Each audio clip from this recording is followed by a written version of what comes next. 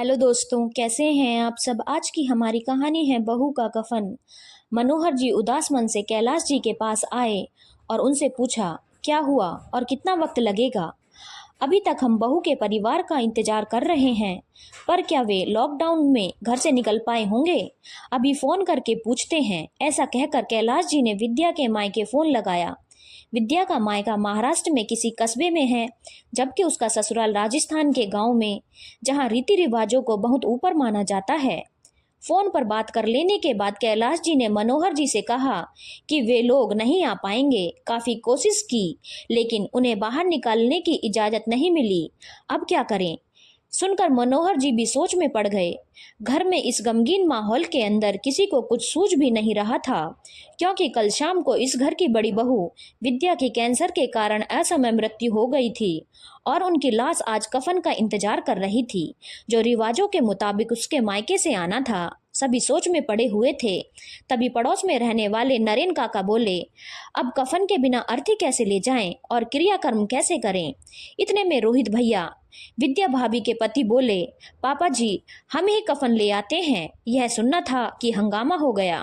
कैलाश जी ने कहा कि पत्नी की मौत ने तुझे सदमे में डाल दिया है। रीति रिवाज नाम की भी कोई चीज होती है। कफन तो मायके से ही आता है, पर पापा जी वो लोग नहीं आ पाएंगे। उनकी मजबूरी समझिए। क्या मजबूरी। बेटी का शरीर यहाँ पड़ा है और वो लोग लॉकडाउन का बहाना करके घर में बैठे हुए हैं। पर परवर कुछ नहीं।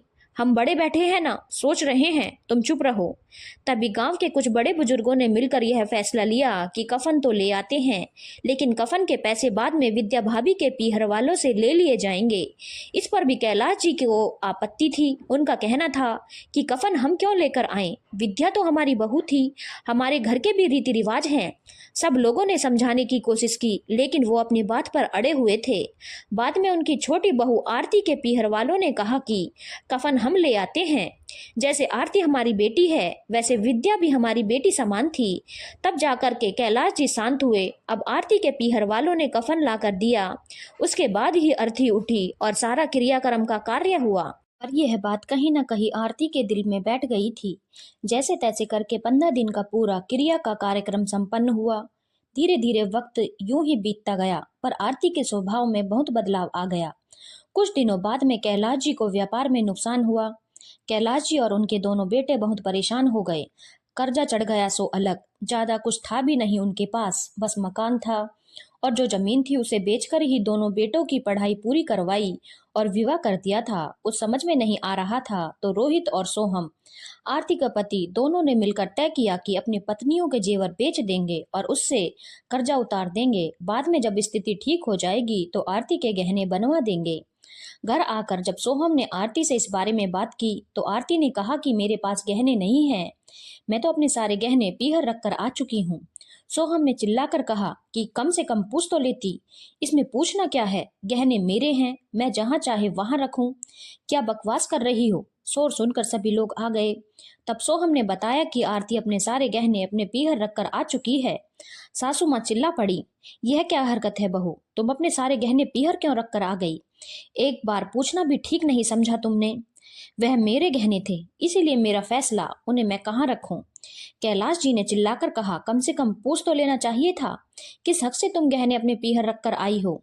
अभी कुछ दिन पहले जो इस घर में हुआ उसे देखकर ही मैं अपने गहने पीहर रखकर आई हूँ, क्योंकि जब सब कुछ ही पीहर वालों से लेना है तो गहने भी उन्हीं के पास ही रहने दो।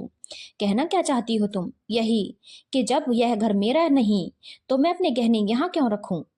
यह क्या पागलों जैसी बात कर रही हो। यह घर तुम्हारा है, इस घर पर तुम्हारा पूरा हक है।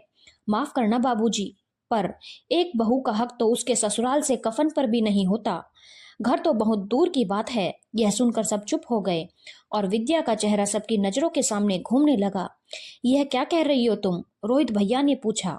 भैया आप ही बताइए, क्या मैं गलत कह रही हूँ।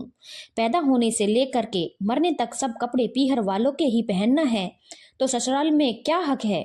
सारी जिंदगी बिता दी जिस घर के अंदर विद्या भाभी ने, उस घर से कफन भी नसीब नहीं हुआ।